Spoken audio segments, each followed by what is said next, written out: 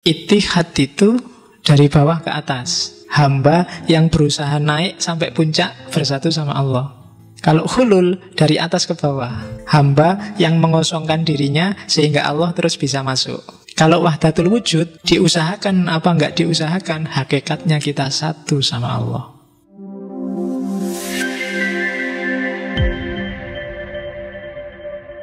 Mulai kita buka kitabnya.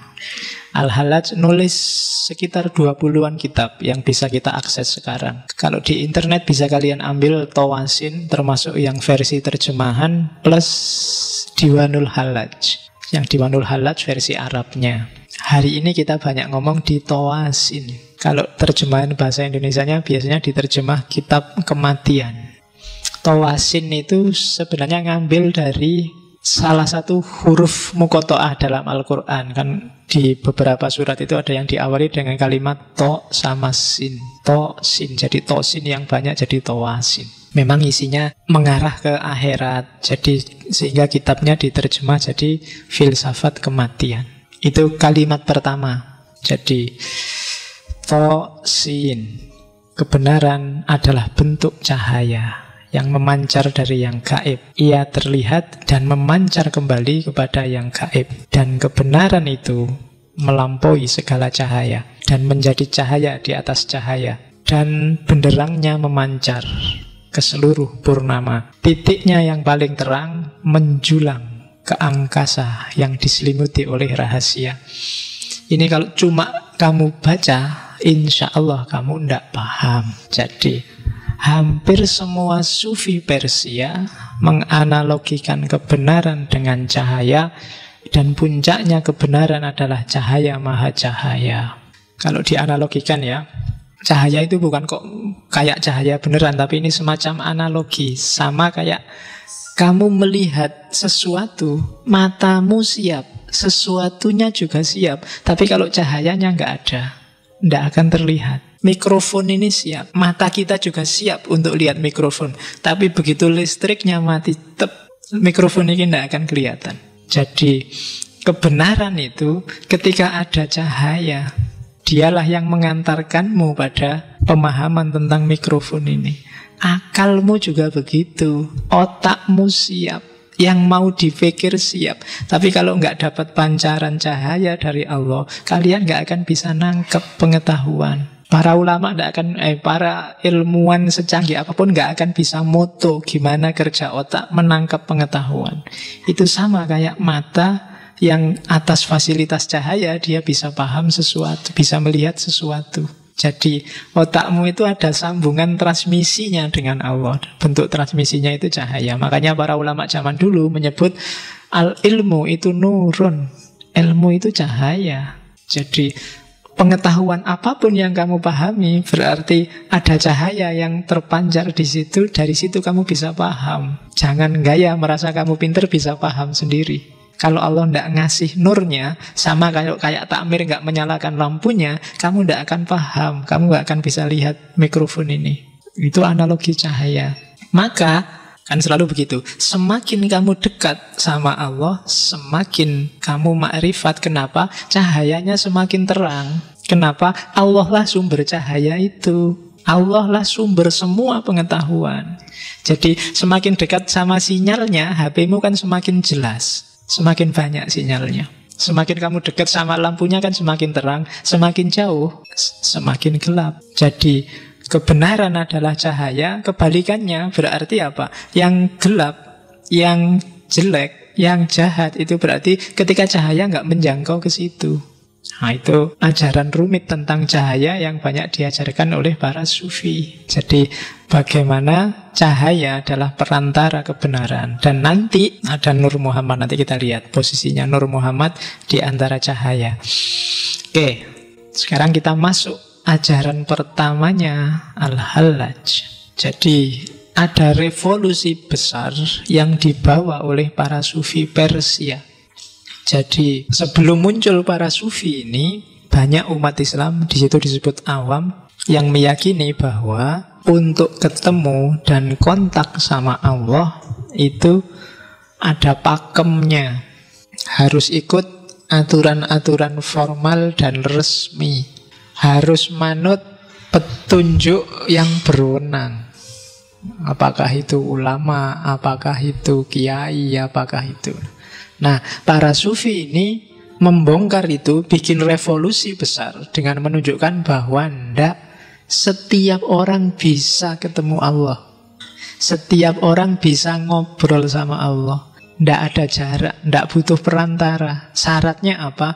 Bersihkan egomu, bersihkan dirimu, sampai kamu layak untuk Allah datang padamu.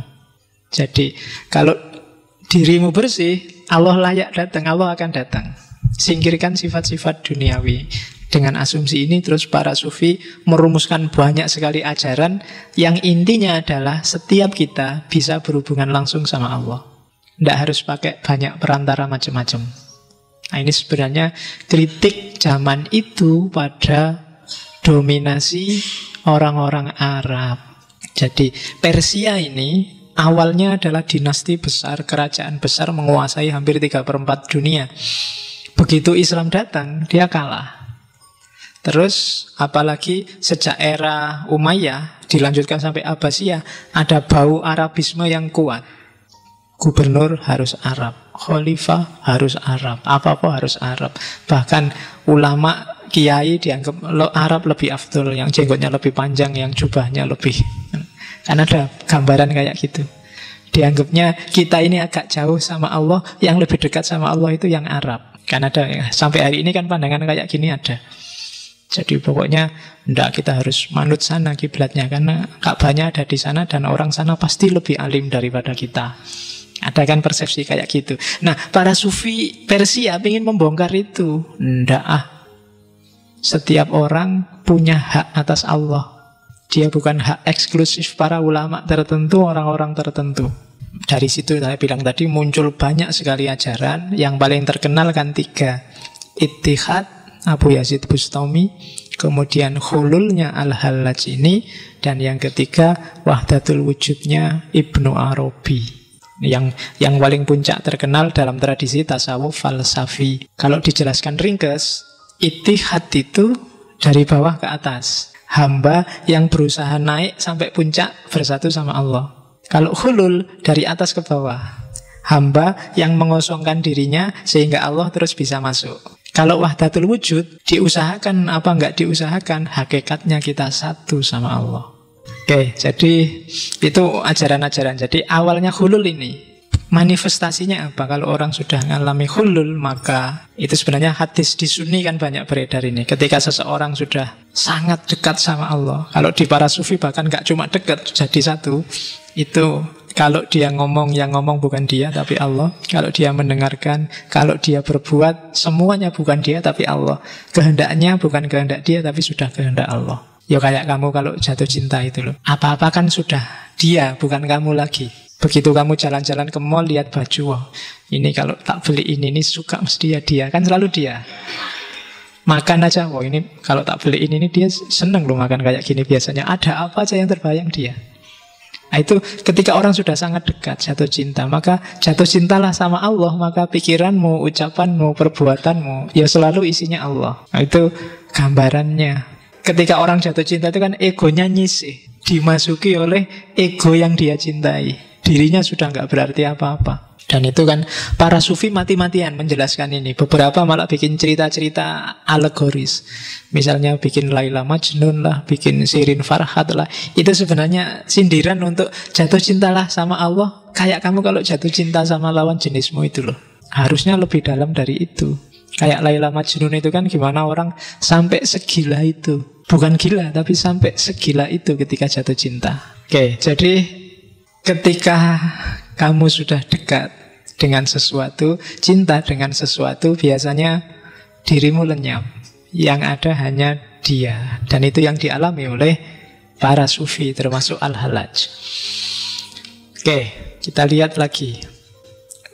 Hulul itu jenisnya ada 2. Yang pertama hulul sayyaroni, dan ada hulul jawari. Yang Al-Hallaj ini masuk jenis hulul yang pertama. Ketika bersatu, yang kelihatan hanya satu, Yang lain ketika dua hal bersatu, hanya satu yang kelihatan, yang lain nggak kelihatan. Tapi kalau hulul jawari bersatu, tapi dua-duanya tetap kelihatan. Kalau sayaroni itu contohnya, punya tumbuhan terus kamu siram air. Air ini kan diserap oleh tumbuhan, airnya nggak kelihatan, yang kelihatan tumbuhannya. Kebalikannya kalau yang jawari, kayak air yang ditaruh di dalam gelas kayak gini. Ini kan gelasnya kelihatan, airnya juga kelihatan. Nah, ini namanya hulul jawari. Nah, air yang tak minum tadi kan masuk ke tubuhku. Kamu nggak lihat, lihatnya cuma aku. Padahal di sini juga ada tehnya loh. Kan gitu. Nah, itu namanya hulul sayaroni. Al-halat termasuk jenis yang pertama, karena ketika Allah masuk dalam dirimu, Allahnya nggak kelihatan, al-halatnya yang kelihatan. Dan padahal al-halatnya sudah nggak ada. Yang ada hanya Allah. Itu makanya terus dia bilang ana al-haq. Nanti kita lihat kenapa ada kalimat ana al-haq. Jadi jenisnya hulul itu ada dua. Jadi persatuan yang melenyapkan dan persatuan yang sama-sama ada. Teori-teori cinta hari ini kebanyakan maunya hulul al-jawari. Jadi gabung sih gabung, tapi ya dua-duanya kelihatan lah. Jangan mau didominasi kan gitu. Ketika ada dominasi berarti yang terjadi hulul sayaroni, yang mendominasi yang kelihatan. Yang tidak dominan nggak kelihatan. Kita lihat kenapa bisa begitu. Baru masuk ke asumsinya. Jadi para sufi punya asumsi dalam diri kita ada dua aspek. Yang pertama aspek nasut, dan yang kedua aspek lahud. Nasut itu kemanusiaan, lahud itu ketuhanan. Jadi jangan salah, Allah sejak awal sudah bilang wa nafakha fihi min ruhi, ya kan? Wa khalaqa adama ala suratihi. Atas gambaran citranya Allah, Allah meniupkan ruhnya dalam dirimu. Nah, maka kita ini manusia tapi punya dimensi ketuhanan. Sebaliknya, dalam diri Tuhan, ini yang kalimatnya agak ada lahud ketuhanan tapi juga nasut. Lah kok Allah ada kemanusiaannya? Nasutnya Allah itu yang lahud dalam dirinya manusia. Jadi dimensi kemanusiaannya Allah itu sebenarnya dimensi ketuhanan yang ada dalam diri manusia. Maka kan gitu, kalau pingin Allah masuk dalam dirimu, nasutmu yang manusia sisihkan, biar tersisa lahudnya. Dan lahudmu itu nasutnya Allah ketika Allah memanusia. Dari situ Allah bisa masuk dalam dirimu. Jadi ada Tuhan, ada manusia, ya kan? Kalau kamu pingin Tuhan masuk, sisihkan manusianya. Karena nggak mungkin Tuhan nyampur. Tuhan bersatu dengan dirimu. Seandainya toh nyampur kayak itihad, yang hilang bukan Allah tapi kamu. Kayak setetes air yang nyampur ke laut. Ya nggak usah dicari lagi setetes airnya di mana. Yang kelihatan hanya laut. Jadi seandainya itu nyampur. Tapi kalau di lahlat tidak nyampur. Tapi siapkan aja kondisimu, sisihkan nasutmu, sehingga yang tersisa lahud. Kalau lahud ada, maka Allah bisa masuk. Ya kayak laki-laki contohnya pacaran, sing gampang memang pacaran. Misalnya kamu naksir cewek apa cowok, terus yang kamu taksir itu bilang, aku ndak suka cowok yang ngerokok. Nah kan? Maka demi agar cewek itu bisa masuk dalam hidupmu, syaratnya apa? Buanglah rokokmu. Ya kan? Begitu kamu nggak ngerokok, dia bisa masuk. Selama kamu masih ngerokok, ya dia tidak akan masuk dalam hidupmu. Syarat-syaratnya tidak cukup. Allah juga begitu. Allah tidak akan datang dalam hidupmu kalau jiwamu dikuasai nasut. Kalau komputer itu namanya tidak kompatibel. Bikin dirimu kompatibel sama Allah, biar Allah bisa masuk. Kalau programmu program manusia, ya Tuhan nggak bisa masuk. Programmu harus program Tuhan, biar Allah bisa masuk. Jadikan dirimu siap untuk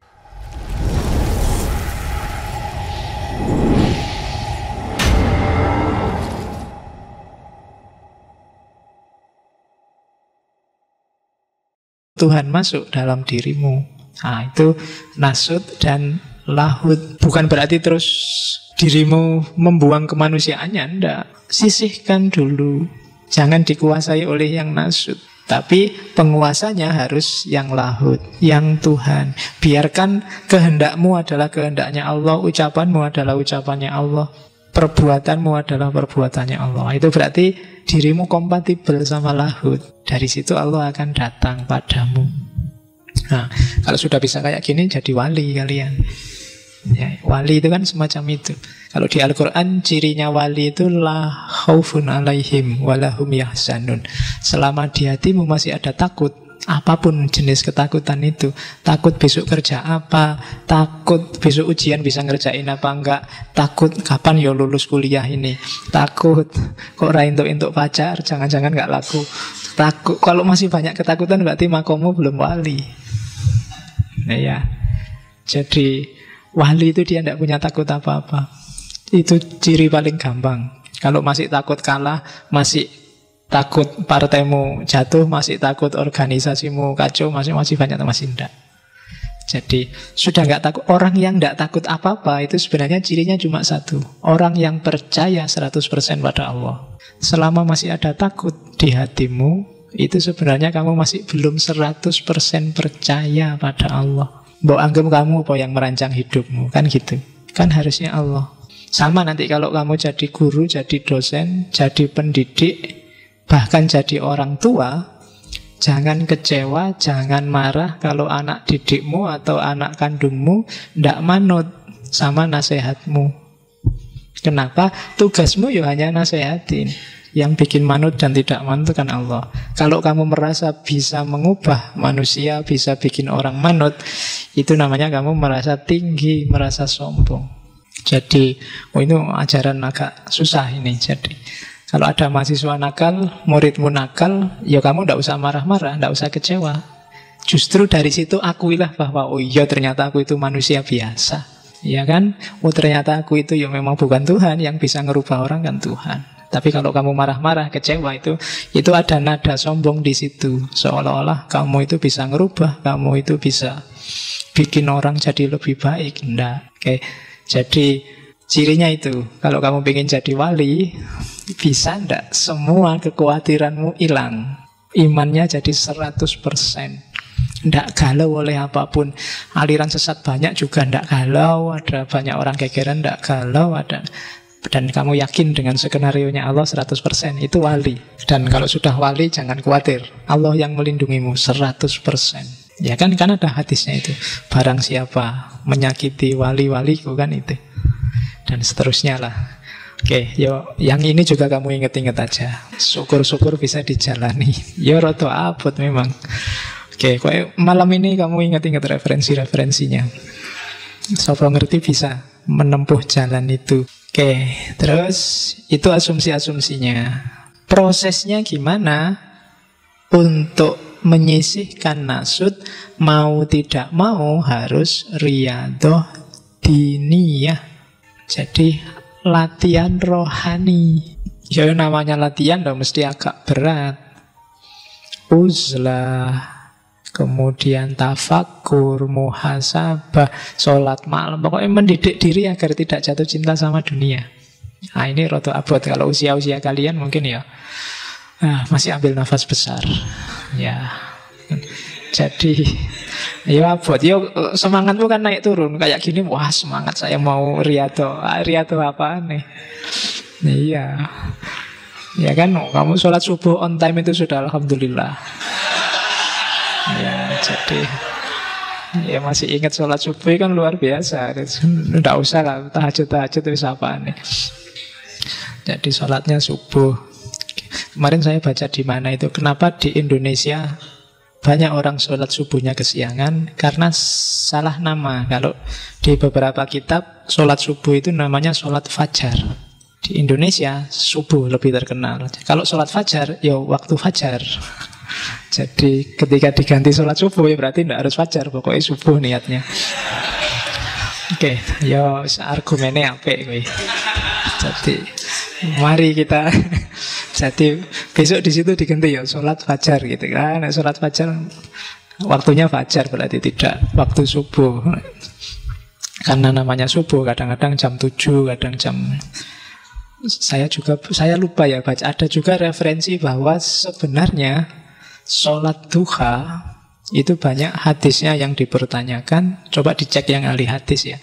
Di beberapa referensi malah ada yang bilang sholat duha itu awalnya karena dulu Muawiyah itu sholat subuh kesiangan. Karena Muawiyah ini sholat subuh kesiangan, ada yang tahu, loh, sampean Amirul Mukminin sholat subuh kesiangan. Loh, ini bukan sholat subuh, ini sholat duha ini. Terus dari situ lahirlah banyak hadis-hadis tentang keutamaan sholat duha. Oke, yuk kamu cek sendiri. Yang ahli hadis, ahli sejarah. Oke, nah jadi riyadhah, latihan batinmu dengan cara memberdayakan fisikmu untuk mengarah ke batin. Jadi kiblatnya harus semuanya Allah. Dunia itu boleh kamu tunggangi, tapi ngadepnya ke belakang. Mungkin kalian baca banyak buku-buku sufi, biasanya sufi-sufi humor yang tentang Nasruddin Hoja itu, simbolnya sufi itu kan naik keledai, tapi tidak ngadep ke depan, ngadep ke belakang. Keledai itu simbol dunia. Ya kita butuhlah dunia, butuh makan, butuh minum, tapi ngadepnya ke belakang. Maksudnya kiblatnya jangan kiblat dunia, kiblatnya tetap ke atas Allah. Jadi ada apa-apa ngajaklah Allah. Riyadhah diniyah itu latihlah dirimu biar tidak nek basa Jawane dulu kiai-kiai bilangnya kepincut, terpesona, jatuh cinta dengan dunia di level apapun. Bukan berarti kamu tidak butuh dunia, butuh. Tapi dia rankingnya bawah, tidak penting. Punya uang banyak, syukur. Tidak punya uang, tidak apa-apa. Punya pacar cakep, syukur. Tidak punya pacar, ya cari. Loh ya, ya kan harus nikah, makanya nyari pacar. Tidak apa-apa, nggak pakai galau, biasa aja. Yang jomblo santai, yang punya pacar juga santai. Dunia. Jadi tidak jatuh cinta meskipun butuh. Kesini dikasih minum ya syukur, nggak dikasih minum ya minta. Ya minta, nggak dikasih baru tidak apa-apa, nggak dikasih. Oke, jadi itu riyadhah.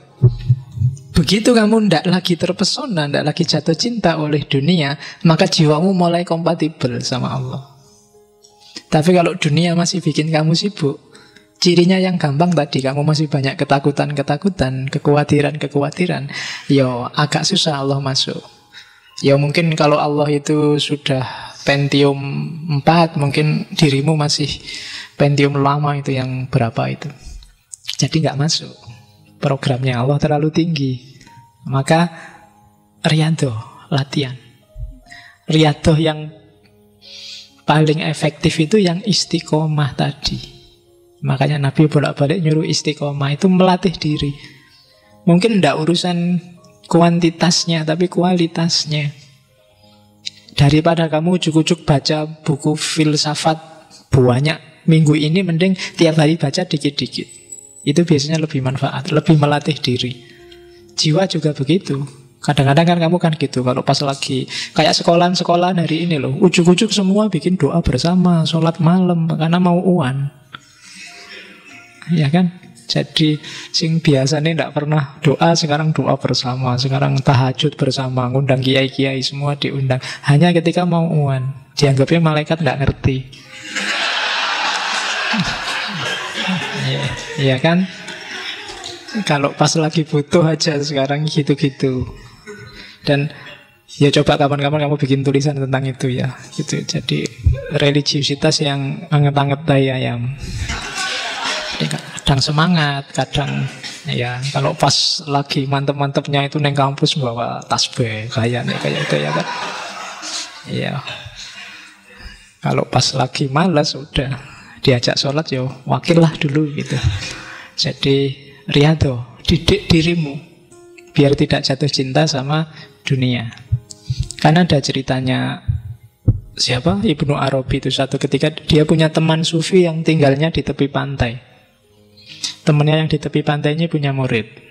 Nah, satu ketika dia nyuruh, coba kamu pergilah ke Syekh Ibnu Arabi, tanyakan siapa tahu dia punya pesan untukku. Nah, begitu datang ke rumahnya Ibnu Arabi, murid si temannya ini kaget, ini orang rumahnya besar sekali kayak istana. Sementara guruku gubuknya kecil di tepi pantai, Tiap hari ya, paling mancing, dimakan sendiri terus ibadah. Ini orangnya luar biasa, tapi lah kok guruku minta dinasehati. Harusnya kan kebalik, yang kelihatan sufi beneran ya guruku yang di tepi pantai itu. Begitu tanya, ini saya pesen dari guru, jenengan mau pesen apa untuk guru saya? Terus pesennya, jangan terlalu terpesona oleh dunia. Wah, ya kan, itu kan pusing muridnya. Ini yang kaya raya dia malah pesennya, jangan terpesona itu pada guruku. Oke, begitu dia pulang cerita ke gurunya, pesennya itu saya. Gurunya ini langsung nangis. Wah, lah kok jenengan nangis kenapa? Berarti ya, jadi dia ngaku bahwa selama ini saya itu makan itu hanya dari mancing sendiri, kadang hanya duri-durinya yang tak makan. Tapi sambil makan, aku sambil mikir, ini kalau nggak cuma durinya, ada dagingnya mestinya enak. Kalau nggak cuma ikan, ada daging yang lain mestinya enak. Jadi sambil mikir itu. Sementara Syekh Ibnu Arabi itu, meskipun rumahnya kaya luar biasa, tidak pernah sedikit pun dia mikir tentang hartanya. Mau habis saat ini juga tidak apa-apa, mau tidak punya apa-apa juga nggak masalah. Jadi itu yang bikin gurunya terus sadar. Jadi sufi tidak sufi itu tidak tergantung kekayaan, tapi bagaimana batinmu tidak jatuh cinta pada dunia. Ya, cirinya tadi, nggak ada hal dunia apapun yang bikin kamu takut dan gelisah. Yang bikin kamu takut dan gelisah cuma satu, kalau kamu merasa jauh sama Allah. Oke, jadi itu proses riyadhah diniyah. Biasanya kalau para sufi latihannya ada makomatnya, ada step-stepnya. Dan hulul ini termasuk makom-makom puncak. Kalau di Ghazali, puncaknya ma'rifat, pemahaman puncak tentang Allah. Kemarin kita sudah bahas Ghazali di filsafat kebahagiaan. Karena begitu orang sudah mencapai ma'rifat, dunia nggak akan bisa nipu dia lagi. Ketika dunia nggak nipu dia, otomatis dia bahagia. Semua sumbermu gelisah selama ini kan selalu tentang dunia. Begitu dunia nggak merisaukanmu, kamu lebih cepat bahagianya. Nah, maka perlu riyadhah diniyah, mujahadah.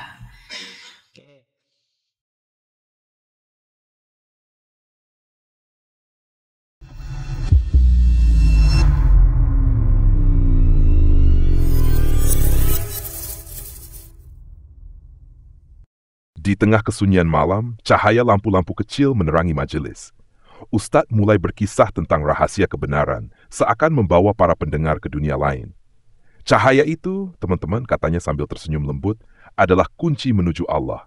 Para sufi menyebutnya nur ilahi yang menerangi hati dan pikiran agar kita dapat mengenalnya. Ia kemudian menjelaskan 3 jalan besar dalam tasawuf Persia. Itihad, khulul, dan wahdatul wujud. 3 konsep tentang bagaimana seorang hamba bisa mendekat, bahkan bersatu dengan Sang Pencipta. Dalam itihad katanya, hamba berusaha mendaki ke puncak, mendekati Allah. Dalam khulul, kita belajar mengosongkan diri agar Tuhan yang mengisi hati kita. Dan dalam wahdatul wujud, hakikatnya kita adalah satu dengan Allah. Para hadirin tersentuh ketika Ustadz mulai bercerita tentang Al-Hallaj, sufi besar yang berani berkata, Ana al-haq, akulah kebenaran. Kata-kata yang mengungkapkan cintanya pada Allah begitu dalam, hingga ia rela mengorbankan segalanya. Bagi Al-Hallaj dan para sufi lainnya, semakin kita hilang dalam cinta kepada Allah, semakin jelas cahayanya menerangi kita. Sang Ustadz menutup dengan nada penuh harap. Jika kita ingin merasakan cinta ilahi seperti itu, cobalah untuk sedikit demi sedikit membersihkan hati, membuka ruang bagi cahayanya. Mari kita belajar dan terus mendekat pada Allah, mengikuti jejak para sufi dan para nabi. Ayo teman-teman, ikuti akun @jejaknabi99 untuk belajar lebih dalam tentang hikmah dan ajaran para nabi dan sufi dalam perjalanan menuju Allah.